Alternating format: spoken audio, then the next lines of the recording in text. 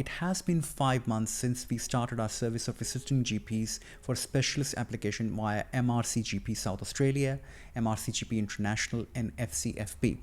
60 plus applications later, we have 100% success rate with applications and number of GPs who have now signed up with practices in every state in Australia. However, there are some key changes, mostly for good, but some that need a bit more attention and clarification. As usual, for the ease of conversation, I will break down this video. Number one, RACGP updates. What are the key changes that I'm talking about? Number two, what are the other programs accepted by RACGP? Now, I've been working with MRCGP International in South Asia, but there are plenty of other options for doctors from throughout the world. Number three, major migration changes coming to Australia in 2024 and 2025.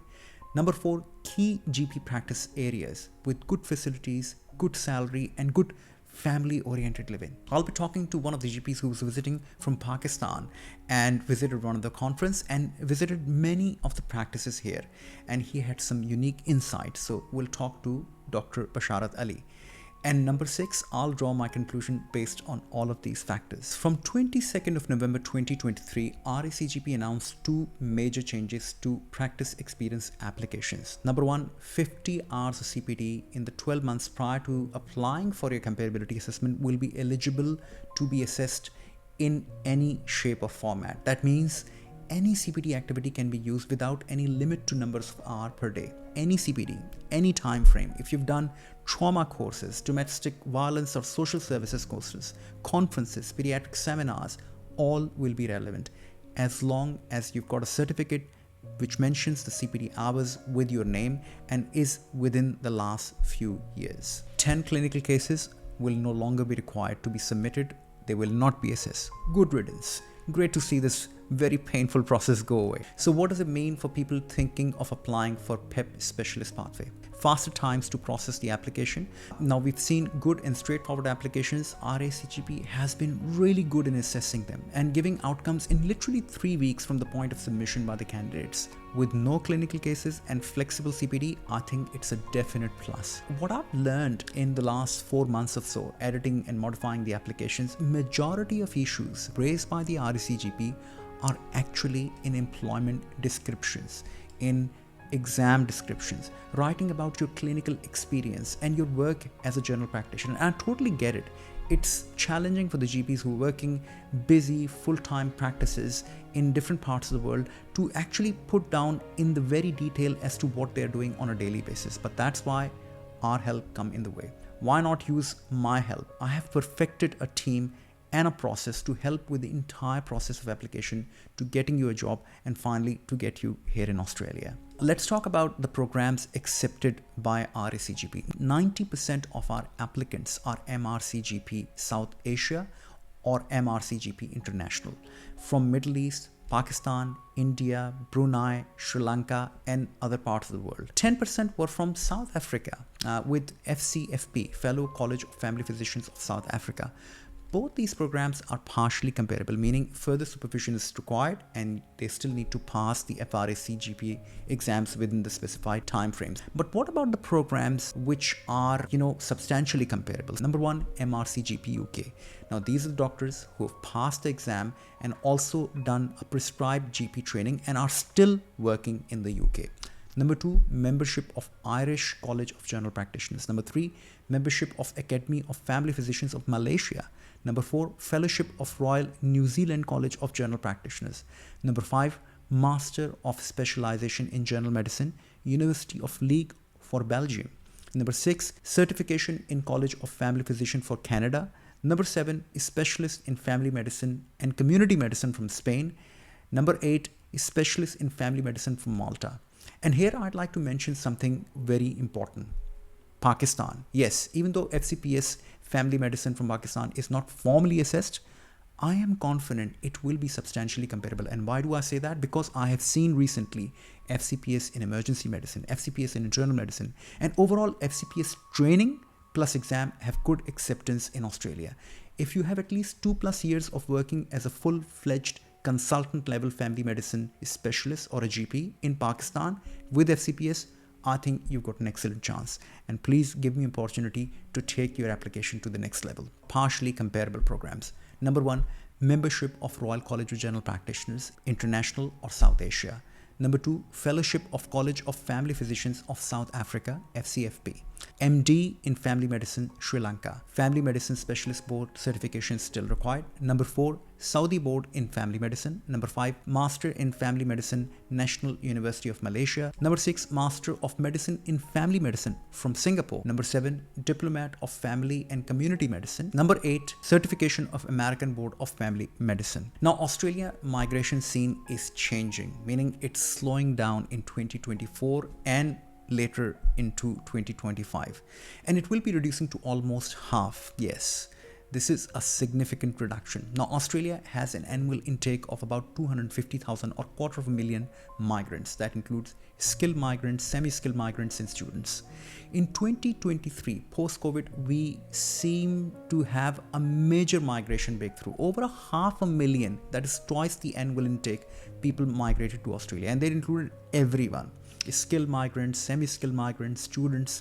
The Australian economy needed a boost after COVID, so they invited everyone to come to the party. And majority of the people came from India, China, and third place, UK. And this is perhaps the first time I've seen more people from Pakistan, India, and subcontinent coming from the UK to Australia. Maybe, things are not as rosy in UK as in Australia. Australian government is now aiming to reduce the migration to about 125,000 or so people over the next 2 years. Now, doctors come under specialists or essential skilled workers, and I think they will continue to come in same numbers, but then scrutiny will be tighter. These are perhaps the first signs that overall migration will be reducing. My take, this is perhaps the best time to come to Australia as a migrant doctor, both from permanent migration point of view and from the job prospects point of view, because there's no point migrating when there are no jobs for doctors or skilled migrants. Let's talk about the key areas, because majority of GPs migrating from the UK, Middle East and Asian subcontinent are actually from Pakistan, India, Bangladesh, Sri Lanka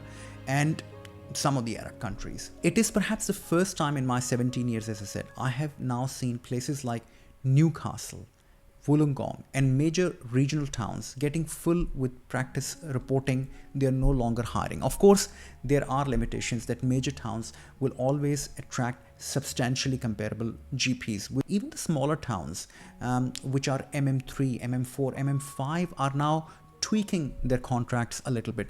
Gone are the huge incentives of sign-up bonuses and relocation expenses. They're curtailing all of that because there's just so many GPs and doctors coming in to Australia. So this is perhaps the best time to tap into whatever is the tail end of that incentivized package. Majority of migrant GPs who are migrating to Australia, they want good community living for their family, so their family can live in ease, with easy access to hospital, schools, and some of the Muslim doctors need closer access to and mosque and Islamic centers. And I think these are important values for some of the doctors, but they should never be a deal breaker, because you're initially migrating for 2 to 3 years, get your papers, RACGP, permanent residency, citizenship, and then you will relocate to another better area. Now, I've rounded up key areas to concentrate for both partial and substantial comparability, and they pretty much tick all the boxes that I've just mentioned. So in terms of salary, these practices can offer $300,000 and sometimes up to $400,000 annually, that is gross income, with 60-40 split or 65-35 split in the billings.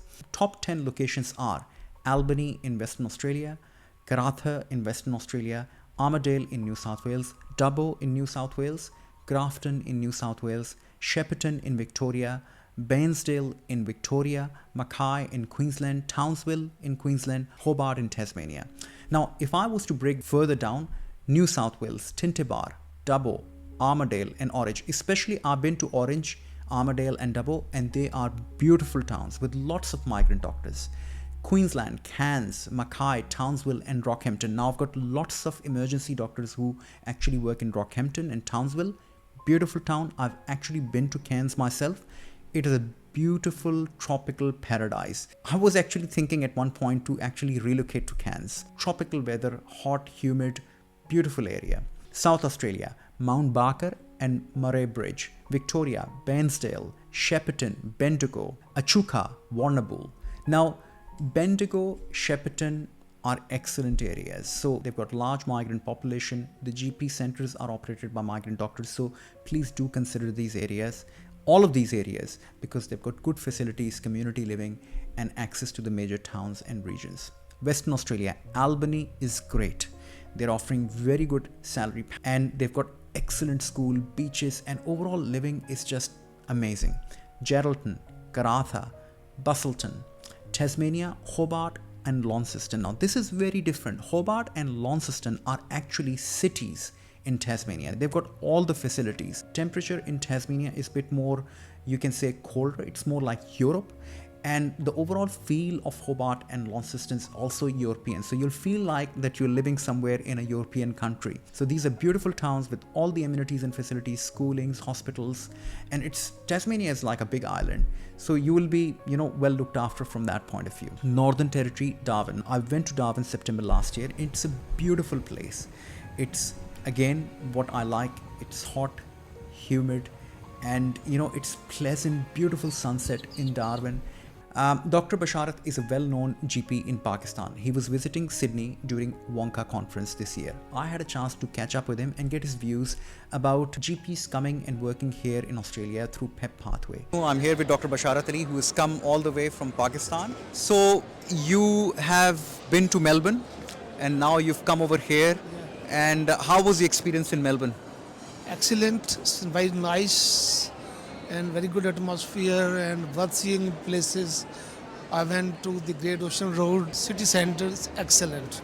And what do you think about Sydney? Bit more rushy, but very nice. We're getting lots of MRCGP candidates coming over through partial comparability assessment pathway. What do you think about RACGP future when it comes to getting jobs here in Australia? I think this is bright because the people here are very friendly. They have very good system of inviting and indulging them into the system.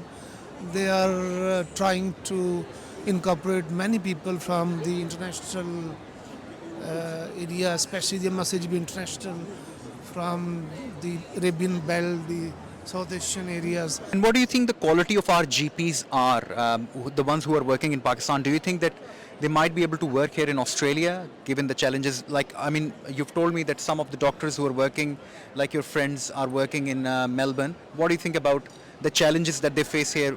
What would be the challenges you see that Pakistan GPs would face coming over here? I have visited 2 practices there in Melbourne, and I think they can, but they have to be some understanding of the system. Mm-hmm. They have to work under observation of a GP here for a couple of months, then they can understand the process. They can then be easily incorporated into the system. What is the communication? I think that's the key skill where the GPs sort of decondition, even in the system, right?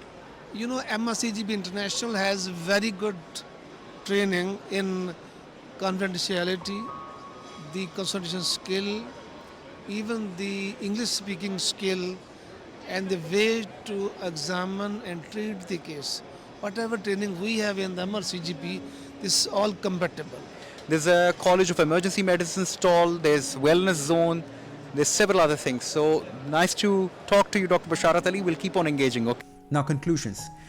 If you're thinking about Australia as a migrant doctor, specialist, junior doctor, or as GP, now is perhaps the best time, both professionally and from the permanent migration point of view. Make a 5-year plan. In 5 years, you need to pass your RACGP exam, get your permanent residency and citizenship.